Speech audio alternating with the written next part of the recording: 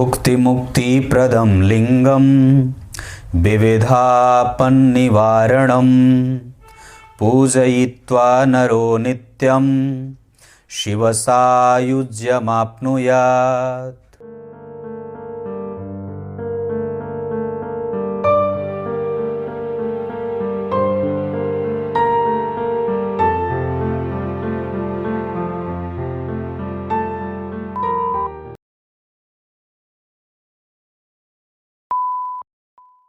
प्रिय दर्शकों नमस्कार, एक बार फिर से उपस्थित हूँ आप सबके सामने गुरुवार के कार्यक्रम में बहुत ही सूक्ष्म और छोटा और बड़ा रोचक विषय लेकर के।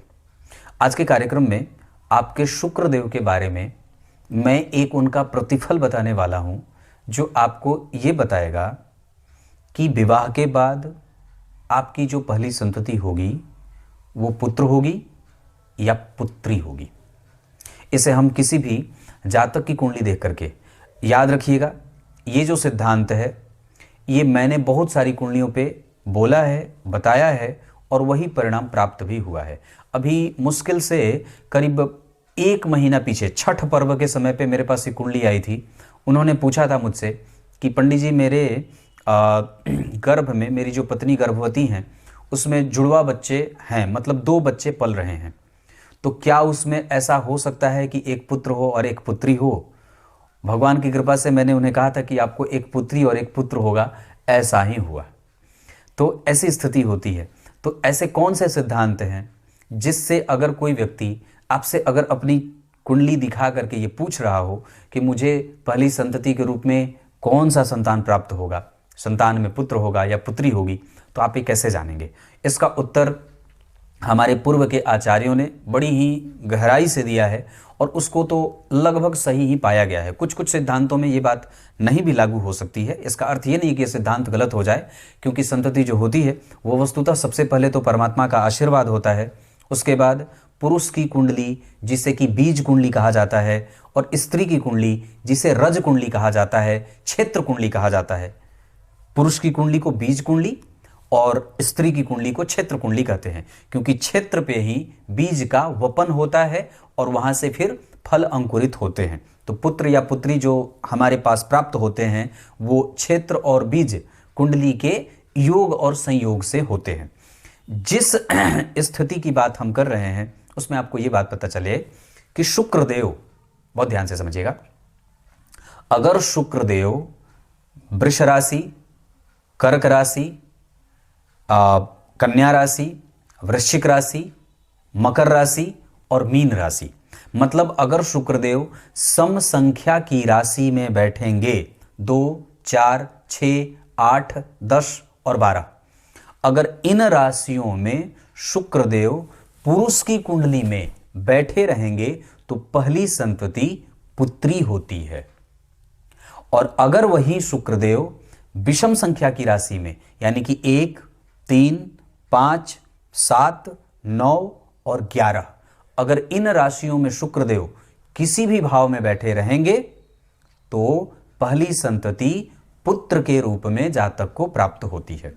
ये किसी अरे गहरे आचार्य का सिद्धांत नहीं है मेरे जैसा, ये पूर्व के हमारे जितने भी ज्योतिष मर्मज्ञ हुए, दैवज्ञ हुए, प्रणेता हुए, उनके द्वारा ये दिया गया सिद्धांत है, जो कई कुंडलियों पे मैंने भी लागू होते देखा है। आप इसे आजमा करके या देख करके देख सकते हैं। दूसरा, ये हमेशा याद रखनी चाहिए कि लग्न के अधिपति लग्नेश अगर लग्न में बैठेंगे तो पुत्र संतति देंगे। लग्नेश अगर लग्न में बैठ गए तो पुत्र संतति देंगे, दूसरे घर में गए तो पुत्री संतति देंगे, तीसरे में जाएंगे तो पुत्र, चौथे में पुत्री, ऐसे ये बदलता रहेगा। लग्न में पुत्र, द्वितीय में पुत्री, तीसरे में पुत्र, चौथे में पुत्री, पांचवें में पुत्र, छठवें में पुत्री, सातवें में पुत्र, आठवें में पुत्री, नौवें में पुत्र, 10वें में पुत्री, 11वें में पुत्र और 12वें में पुत्री। ऐसे ये चक्र चलता है। तो अगर लग्नेश आपकी कुंडली में ऐसे बैठे हों तो भी आप इस बात का इशारा कर सकते हैं कि व्यक्ति को जो पहली संतति की प्राप्ति होगी वो पुत्र होगी या तो पुत्री होगी। मैं आपको अपनी बात बताऊं तो ये बात याद रखिए कि मैंने जितनी कुंडलियां देखी हैं और जितने भी कुंडलियों पे ये सिद्धांत बताया है वही प्राप्त हुआ है, और इसमें कोई संशय की बात नहीं है। ये छोटा सा सिद्धांत था जो माता और बहनों को बड़ी जानने की इच्छा रहती है। इस पे मैं एक और कार्यक्रम लाऊंगा जो गर्भाधान पे होगा। पहली संतति पुत्र हो या पुत्री हो ये तो आप जान गए, पर पुत्र संतति की प्राप्ति के लिए कब गर्भधारण किया जाए इस पे कार्यक्रम भी जल्दी ही लाने वाला हूं।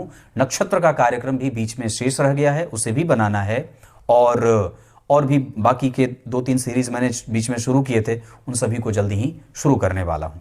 तब तक के लिए कार्यक्रम के आरंभ में मैं आपको जो श्लोक मैंने पढ़ा था उसका अर्थ भगवान वेदव्यास लिखते हैं कि भगवान शिव की पूजा और प्रदक्षिणा और उनकी सच्चे हृदय से उपासना व्यक्ति को क्या कुछ नहीं दे सकती है, क्योंकि ब्रह्मदेव भी अगर चाह जाएं तो किसी व्यक्ति को मोक्ष का वर नहीं दे सकते, पर हमारे भोले बाबा की इतनी स्थिति है कि ये किसी को भी मोक्ष का भी वर दे सकते हैं, है ना। मतलब सब कुछ व्यक्ति को प्राप्त हो जाता है भगवान शिव की पूजा करने से।